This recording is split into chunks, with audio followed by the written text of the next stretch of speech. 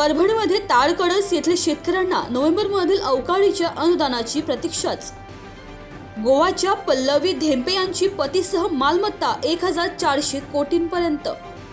अभिनेत्री शिल्पा शेट्टीचा पती राज कुंद्राला ईडीचा दणका, 97 कोटींचा मालमत्ता जप्त। महाराष्ट्रात वंचित आणि भाजप मध्येच लढाई, प्रकाश आंबेडकर यांचं वक्तव्य।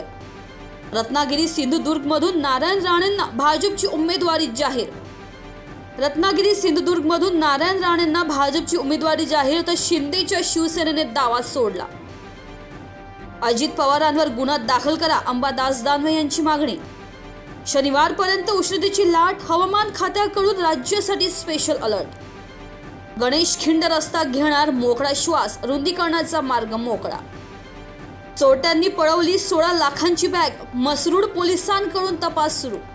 भारताची लोकसंख्या 144 कोटींवर, संयुक्त राष्ट्राचा अहवाल। कोल्हापुरात जिल्हा परिषद लेखाधिकाऱ्याचे अपहरण करून मारहाण। महाड MIDC मधील कंपनीला भीषण आग। नैसर्गिक आपत्तीच्या प्रश्नावर गीते यांचं हसणं हे दुर्दैवी, अदिती तटकर यांची प्रतिक्रिया।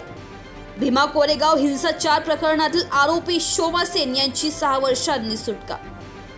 श्रीकांत शिंदेंसाठी प्रचारासाठी पप्पू गलानी मैदानात। सर्वात प्रभावशाली 100 व्यक्तींची यादी जाहीर, अभिनेत्री आलिया भट्ट आणि कुस्तीपटू साक्षी मलिकच्या नावाचा समावेश। मतदान अधिकाऱ्यांची 462 मतदान पथके रवाना। हेलिकॉप्टरद्वारे 80, बसने 359, जीपद्वारे 23 पथके बेस कॅम्पवर। माढ्यातील अर्ज भरले अचूक, पण सोलापुरात मात्र त्रुटी। राम सातपुते यांच्या अर्जातील एका पानावर स्वाक्षरी राहिली। महाराष्ट्रात पोलीस शिपाई भरतीसाठी 24,000 अर्ज, राज्यभरातून 17 लाख तरुणांचे अर्ज। रायगडमध्ये मतपेट्यांच्या संरक्षणासाठी पोलीस प्रशासन ऑन ड्युटी 24 तास। टेम्पोमधून प्रवास करताना 3 बांगलादेशी नागरिकांना अटक। शेअर बाजारात 3 दिवसांनंतर तेजी, सेन्सेक्सची 300 अंकांची उसळी। गुगलने पुन्हा केली कर्मचारी कपात, भारतातील कामावर होणार मोठा परिणाम।